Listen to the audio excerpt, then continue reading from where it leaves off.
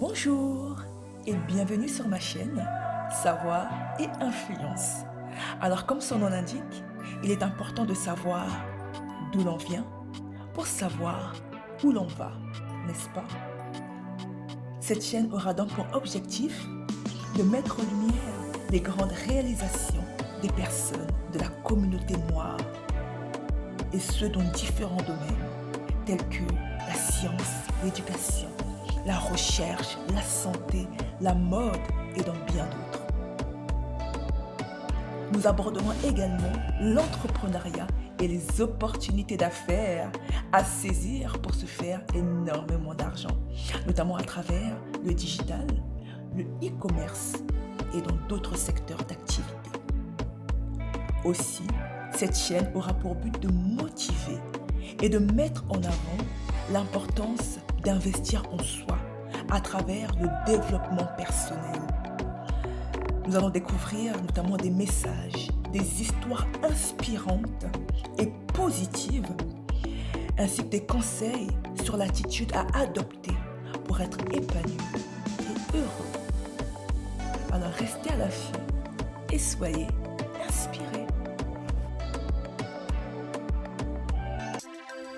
Dans cette vidéo, nous irons à la rencontre d'une femme puissante, une figure emblématique dans l'histoire de notre continent. C'est une figure de résistance à l'esclavage. Je vous présente la reine Zinga, puissante reine d'Afrique centrale qui a combattu des colonisateurs esclavagistes. Oui, la reine Zinga ne recula devant aucun moyen pour préserver son territoire des colonisateurs portugais esclavagistes. Au XVIIe siècle, cette figure, cette guerrière transgressive dont l'intelligence n'eut d'égal que la ténacité, défia toutes les lois du genre, politique, religieuse et même sociale. Elle se révéla également une négociatrice hors pair. Je vous raconte son histoire. C'est parti. La reine Zinga est un symbole de lutte anticoloniale du XVIIe siècle. À la tête du royaume d'Ongo et du royaume Matamba dans l'actuel Angola, elle se dressa contre les ambitions colonialistes portugaises sur les côtes sud-africaines, un territoire stratégique dans la traite des esclaves. La reine Zinga naît vers 1582 sur les côtes de l'Angola, dans la famille royale d'Ongo.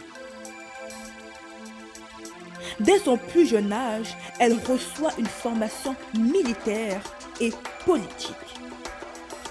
Elle apprend le portugais et devient négociatrice auprès des commerçants européens qui fréquentent cette région depuis déjà plusieurs décennies. Son frère, Ngola Bondi, accède au pouvoir en 1617, à la mort de leur père. Il évince alors de nombreux rivaux prétendant au trône. La reine Zinga est épargnée, mais son fils est exécuté et elle est stérilisée de force. Face à la menace portugaise en 1621, elle est nommée ambassadrice pour négocier une pacification dans les relations diplomatiques entre le royaume d'Ongo et le Portugal. Elle parvient à faire signer un traité de paix entre les deux parties. Mais la trêve ne tient pas et les hostilités reprennent rapidement. Lorsque son frère meurt en 1624, Elle fait assassiner le prince héritier, son neveu, et devient reine à l'âge de 43 ans. Pendant près de 40 ans de règne, elle mène son armée d'hommes et de femmes d'une main de fer contre l'envahisseur portugais, guerrière implacable et négociatrice avisée entre les différentes puissances africaines et européennes qui l'entourent. Dans une région où les formes traditionnelles d'esclavage domestique et liées aux prises de guerre sont une réalité omniprésente, son action entrave le développement des activités de traite conduites par des Portugais sur la côte atlantique. Entre 1631 et 1635, la reine Zinga envahit le royaume voisin de Matamba en capturant la reine Mwango Matamba. Elle colonise ce nouveau territoire et y développe la traite d'esclaves en vue de financer la guerre qui continue dans un autre royaume.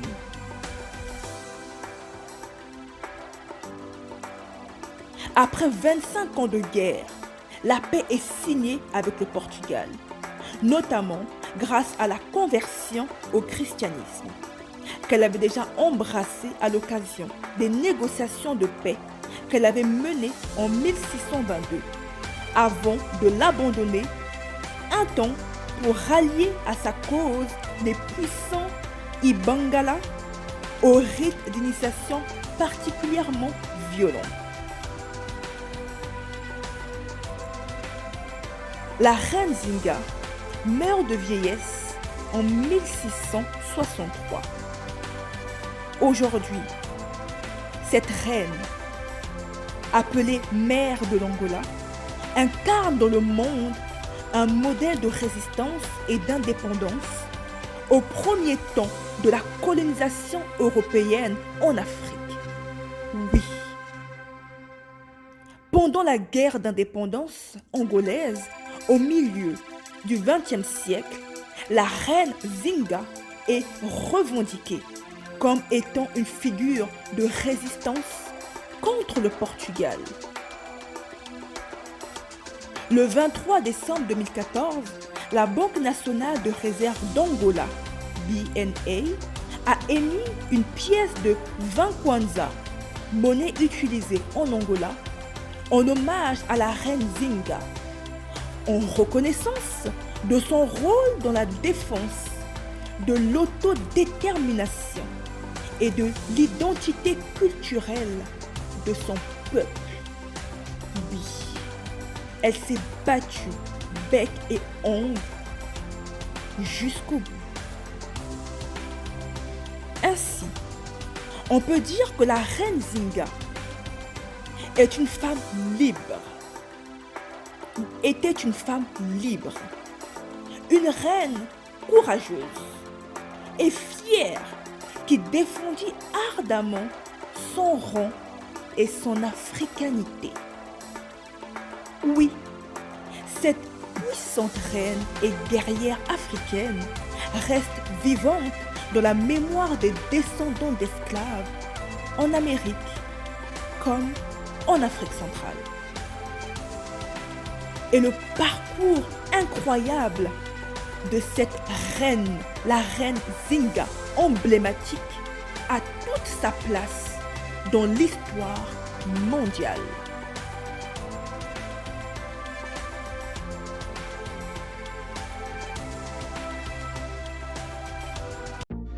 Merci d'avoir regardé la vidéo. Alors, si vous avez aimé cette vidéo, n'hésitez pas à liker, à la partager et à vous abonner à ma chaîne Savoir et Influence. Restez à l'affût, soyez édifiés et à la prochaine découverte.